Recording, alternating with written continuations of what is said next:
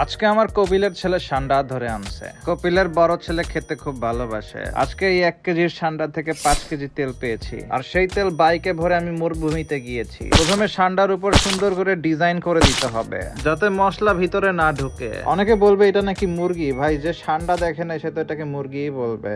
কপিলের দেওয়া সোনার আংটিটা সরিয়ে রাখছি। এরপর ইটের গুঁড়ার মতো দেখতে লাল মরিচের গুঁড়া দিয়ে দিচ্ছি। ধুলাবালির মতো দেখতে গার্লিক পাউডার দিয়ে দিচ্ছি। মরুভূমির টাটকা ধনিয়া পাতা গুঁড়ো দিয়ে দিচ্ছি। স্পেশাল মশলা হিসেবে দিয়ে দিচ্ছি কিছু মরুভূমির বালু। টক দইয়ের বাটিতে রসুন বাটাকে কুপিয়ে হত্যা করে বের করে নিচ্ছি।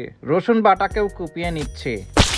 আইসক্রিমের বাটিতে যারা আদা রসুন রাখে তাদের জানাই ধিক্কার। এরপর সামান্য লবণ দিয়ে গোসল করায় নিতে হবে। এরপর সান্ডার মাংস এমন ভাবে মাসাজ করতে হবে যেমনটা থাইল্যান্ডে গিয়ে মানুষ করে। এখন অনেকেই বলবে সান্ডার লেজ কোথায়?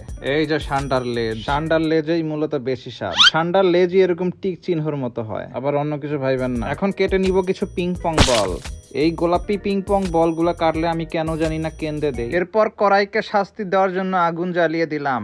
তবে আজকের রান্নাটা হেলদি করার জন্য আমি নিয়ে নিচ্ছি ঘি। মুনশিয়ানা ঘি, স্বাদে গুণে অতুলনীয়। এই ঘিটা আমার এতই ভালো লাগছে যে আমি চায়ের মধ্যেও এই ঘি ঢেলে খাই। একবার শুধু বাসায় এনেই দেখেন, বারবার আনতে থাকবেন। পাশাপাশি হাইজিন মেনটেন করে ফুড গ্রেড স্টিলের ক্যানে দেওয়া হয়েছে। আমি একটু বেশি করেই ঘি দিচ্ছি। আর এই ঘি ক্রয় করলে আপনারা হলি গিফটের পক্ষ থেকে 2টি রয়্যাল এনফিল্ড, 5টি আইফোন, 5টি ফ্রিজ এবং 500টিরও বেশি পুরস্কার পাওয়ার সুযোগ পাবেন। সম্পূর্ণ ডিটেলস কমেন্ট বক্সে পেয়ে যাবেন। আর কোরবানির আগেই পুরস্কারগুলো দেওয়া হবে, এখনই লুফে নিন। পেঁয়াজ ভাজা শেষে লোহিত রক্ত কণিকার মতো দেখতে টমেটো কেচাপ দিয়ে দিচ্ছি।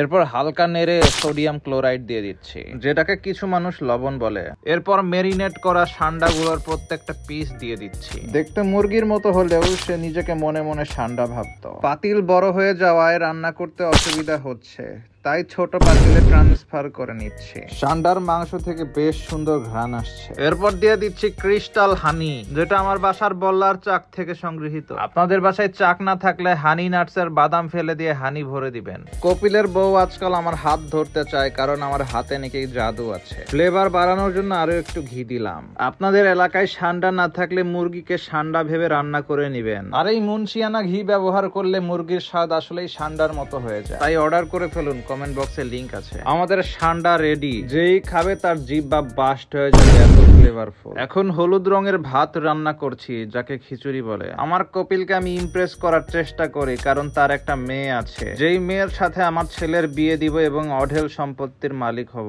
এই বৃষ্টির দিনে লেটকা খিচুড়ির সাথে সান্ডার যে টেস্ট, একদম অমৃত। 2 প্লেট নিয়েছি, কারণ কপিলের ভোটকা ছেলে 2 প্লেট একাই খেয়ে ফেলে। ছেলেটা একবেলা না খেলেই শুকিয়ে যায়। বৃষ্টি বাদলের দিন হওয়ায় সে হেলমেট পরে বসে আছে। কপিলের ছেলেকে ভালোবেসে আমি খাইয়ে দেই, যার জন্য ওর স্বাস্থ্য এত ভালো। আর এই যে সান্ডার লেজ, যেটা চর্বিতে ভরপুর এবং স্বাদেও খুব ভালো। আপনারা অবশ্যই ট্রাই করবেন এই রেসিপিটা।